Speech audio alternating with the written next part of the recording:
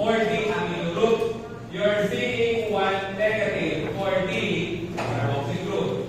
So, most of them are in the sweeter ionic form. Okay? Let's have alanine. Alanine. Alanine. Okay. What do you know when we put substances inside acidic solutions? What's the pH ng acidic na solution? Yung pinaka-acidic?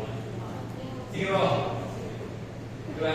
pH 0. The most acidic pH. So at pH 0, your solution will be having lots of protons. Sana klaro yun. Bakit? Diba? Protons are acidic. pH 0 is the most acidic solution, so it has a lot of protons. And therefore, if you have your alanine dissolved at pH 0, this one becomes protonated and therefore is now positively charged. Meaning to say, most amino acids inside acidic solutions, they occur in the fully protonated form. Puno-puno siya ng proton kasi ilagay mo siya sa solution ng maraming proton. Now, once we titrate it with a base, what is a base na? Proton acceptor. Okay? And basic solutions tend to increase the pH. At roughly pH 2.35, you don't have to memorize. The proton of the acid gets released. Okay? And therefore, what happens to your alanine nga? It becomes your sweeter ion. Sweeter ion. Kasi it now possesses equal positive negative. So what is the net charge at the acidic pH? It's positive 1. What's the net charge after 2.35? 0.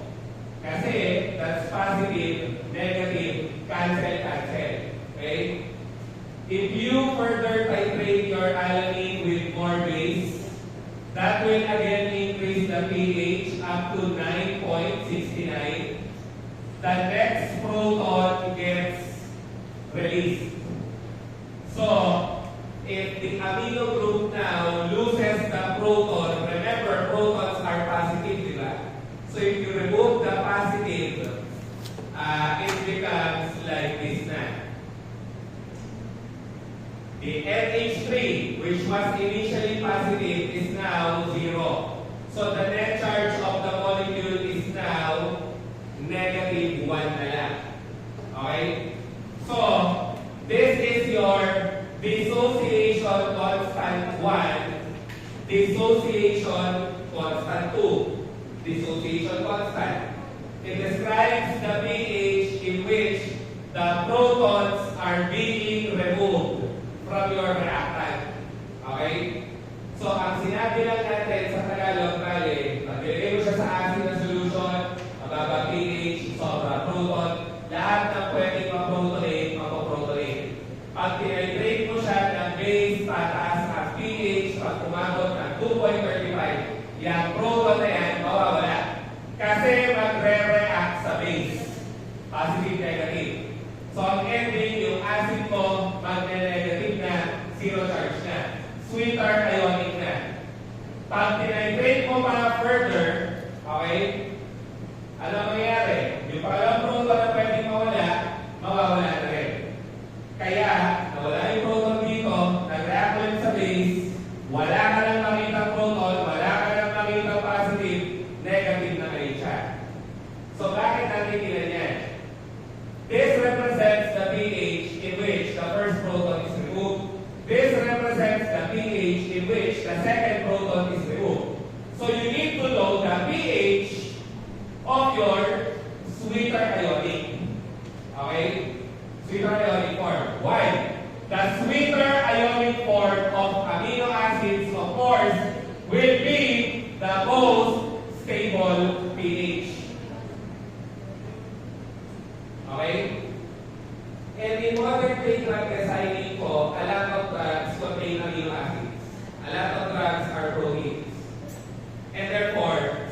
they have pH levels they need, okay, for stability. Pag ang amino acid protein nilagay mo sa pH na nagsisiro sila, doon sila nagiging stable. And you need that to improve shelf life and prolong expiration date. Okay? So the question now is, what is the pH wherein you find your sweeter ion kaya? Tanong ni Sir, anong pH kaya kabukas nito? Paano mo uunin? Unit na. Tama? 2.35 ko eh. 9.69 ko. Ano kaya yung pH mo dito? Di ba? Meaning to say, you need the median. And this is now the next topic. The pH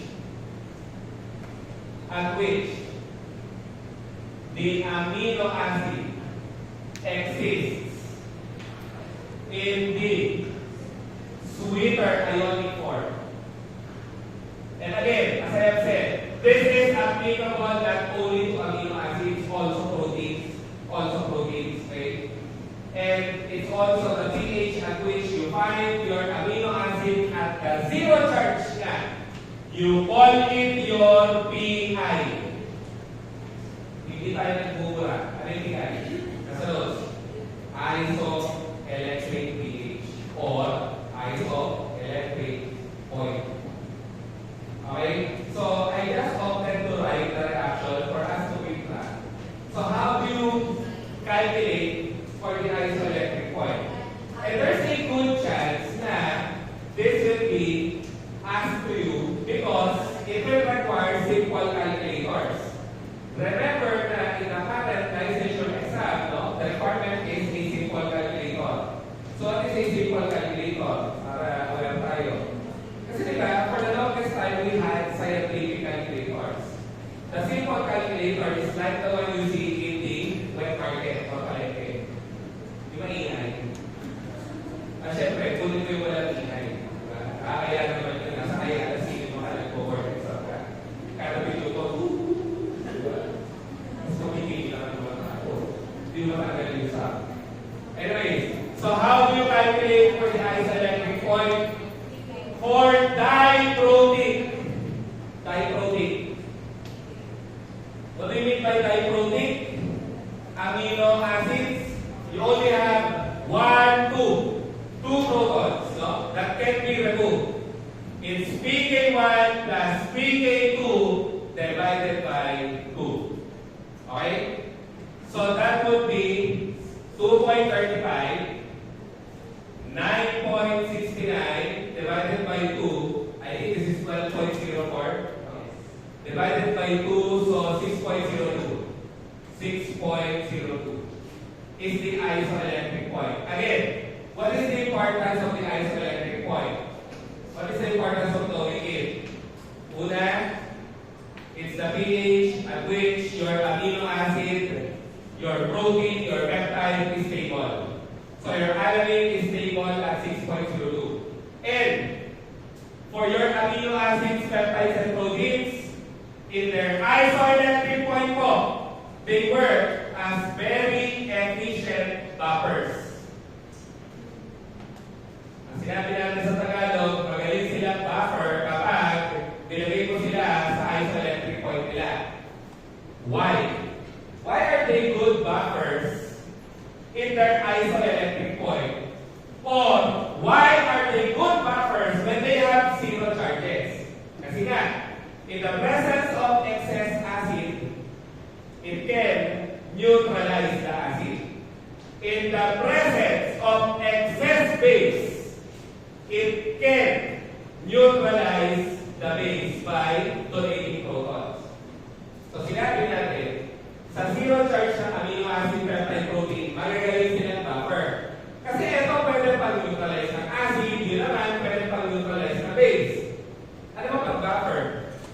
A buffer is something that resists changes in pH or acidity basicity. Ayun. Kaya dapat alam by heart kasi sa pharma lang tinatanong yan, bakit kailangan ng isoelectric point. To know what pH your protein peptide can be stable and have prolonged expiration date if it's a drug product. And if your protein peptide or amino acid is a buffer solution, then you have to adjust its pH, to the isoelectric point, so that it can work as a good buffer. So do you really have to draw everything just to calculate the pKi? Hindi naman. Kasi this is given naman. All you have to do is add then divide by 2. Okay? Yun lang. What if it's polyprotein?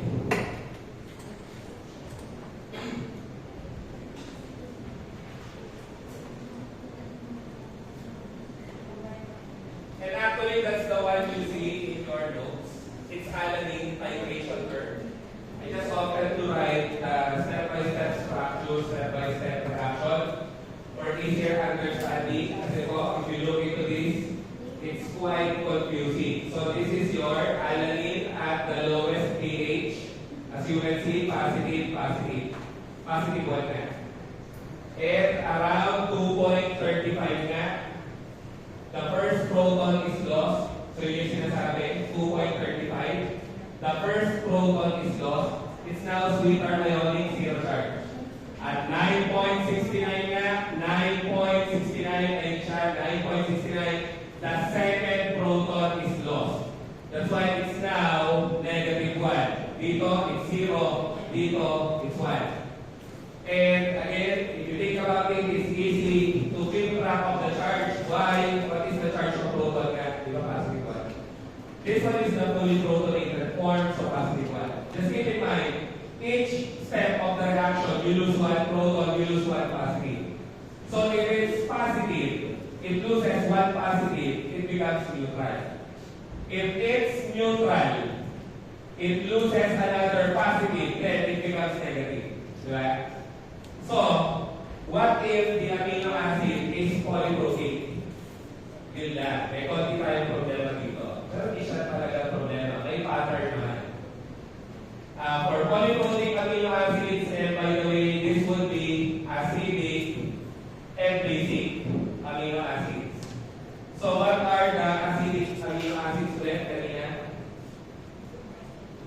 Aspartic acid, glutamic acid. What are the basic amino acids na? Halides. Pisrine, argyl, lysine. Right? Pisrine, argyl, lysine. So let's try this thing. Okay? So I am illustrating histidine structure when it is placed once again in an acidic solution.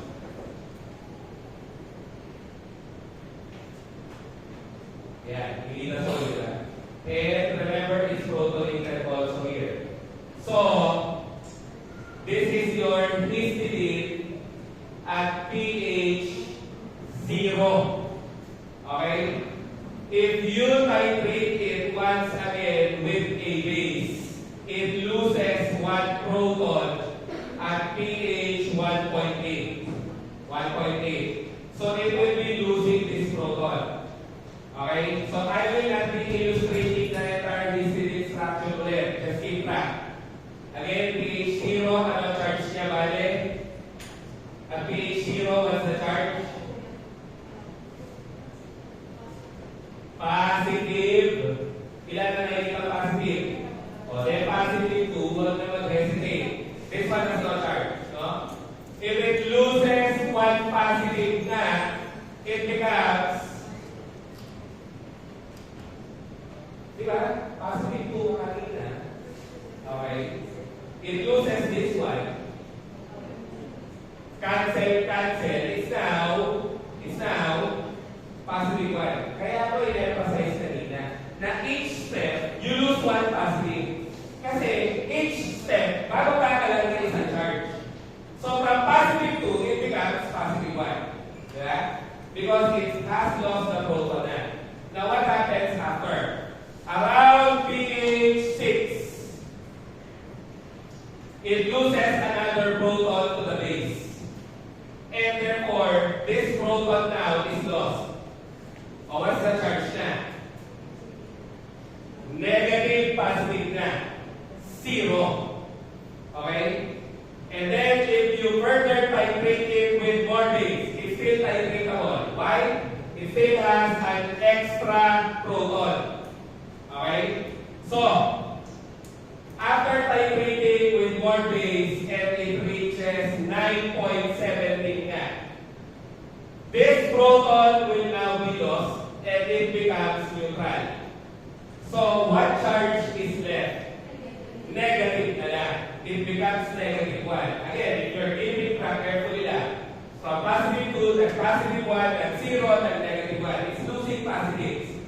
1 by 1 lang. Ganun lang simple. Okay?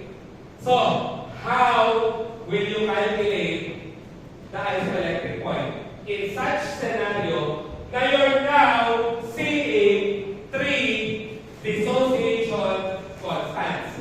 Kasi kanina, it's quite easy. You're only seeing 2, so you'll be using 2 and divide it by 2. How about if it's 3? Huwag ka matingnan. Tingnan nyo yung board. At intindihin natin yung mga pinagsasabi natin kanina. What is the isoelectric point? What is the isoelectric point? It's the pH where you find 0 charge. Diba? It's the pH where you find 0 charge. Meaning to say, you don't add it up and divide it by 3.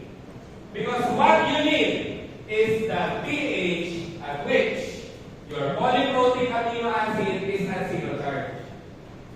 So how do you solve for the isoelectric point? Or the pH of 0? Or the pH of histidine with a charge 0? You add 6, you add 9.17, you divide it by 2. Sana na-imagine natin. 6 at 9.17 yun, ang kailangan mo ang pH niya. So, hinanap mo naman yung gitna. In short, hindi mo ito gagamitin. Yan ang mahirap sa polyprotein. Tatlong pK value ang lalabas. Tatlong pK value ang lalabas. pK1, pK2, pK3. You don't need them all. You only need the pK values around 0. And when you say around 0, before 0, after 0. Ganun lang kasi. Okay? So, that's 15.17 divided by 2 and is 7.585. Pag round off mo, 7.59. Diba? So, that's now the isoelectric point for histidine. Okay? So, what is histidine ulit? Acid or base? Base. Base. Ito lang. So, for polyprotein amino acids, the isoelectric point is pKx plus pky divided by 2, wherein x and y are around 0 charge. And again, when we say around 0 charge, before 0, after 0. Around it, sa paligid, kumbaga. Okay? Kaya, there's no specific number 1, 2, or 2, 3. Kasi it will depend where will be the around 0 pK values. Unlike a while ago, you only have 2, that's why you use 1 and 2. Automatic 1 and 2 ka. Pag polyprotein nga na tatlo na siya, hindi automatic 1, 2, hindi rin automatic 2, 3. It's always around 0 charge. And ito lang ang tip. Kapag basic, it's pK2, pK3. pK2, pK3. Basta basic amino acid. Kapag naman acidic, let's try one acidic. Which is a shorter acidic amino acid na. The one with 1 carbon before the second carboxylic acid group. Sino to? Aspartate. And this is aspartate at pH 0 na naman. You have a proton, you have a proton, you have a proton, polyprotein. How does sir determine where is the proton that can be ionized? It's always the proton attached to electronegative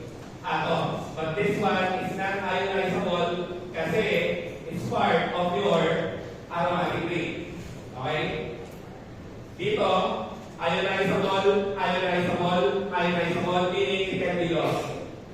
You cannot lose hydrogens attached from carbon. Okay? You can only use hydrogens attached to electronegative atoms. Kaya paikot-ikot yan noon pa.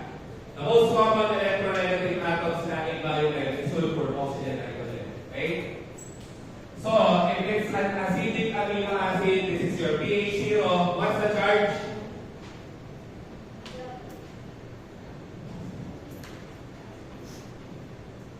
Ano charge?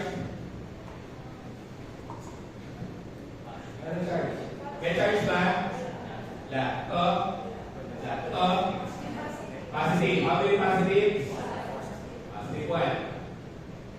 So, if you titrate it with base, it loses a proton, and of course, the first proton to be lost will be the acid group. So, that is around, yung kanino pa iniisip, 2.1. Sige, 2.1.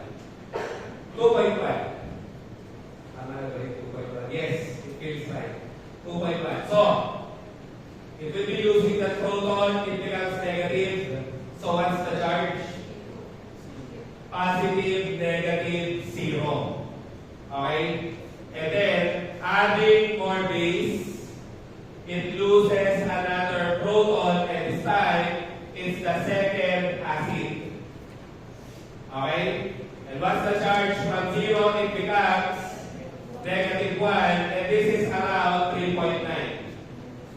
Tapos na, no? You can now solve for pK or pI. Tama ba? Yung ibang mga different na kasunod. pK1, pK2. Is already before 0, after 0. So you can now solve. Okay? Pwede mo na i-solve. Kahit hindi mo na ituloy sa dulo. Kasi it's already before and after 0. So I hope you're seeing the trend. If it's basic, pK2, 3. If it's acidic, 1, 2. Madali na tayo, alphabetical order na naman. Acidic, 1, 2, una. Unang dalawa. Basic, 2, 3. Dulog dalawa. Nasa pattern. Aspartate is acidic, so you use 1, 2. So, if we proceed in further to the loss of proton at the amino group ka, what happens is it becomes neutral, okay, because it now lost the proton. Okay? Of course, again, stay to your base. So it becomes neutral. This one remains to be negative. This one remains to be negative. So the charge is now negative 2. Because you came from negative 1, now it's negative 2. And this is around 9.8. So, how do you solve for pI of aspartate? As we have said, pKx, pKy is the true formula divided by 2. But I just gave you the tip nga, if it's acidic amino acid, because they are the only ones that are polyprotic, acidic, basic. If it's acidic, use 1, 2. If it's basic, use 2, 3.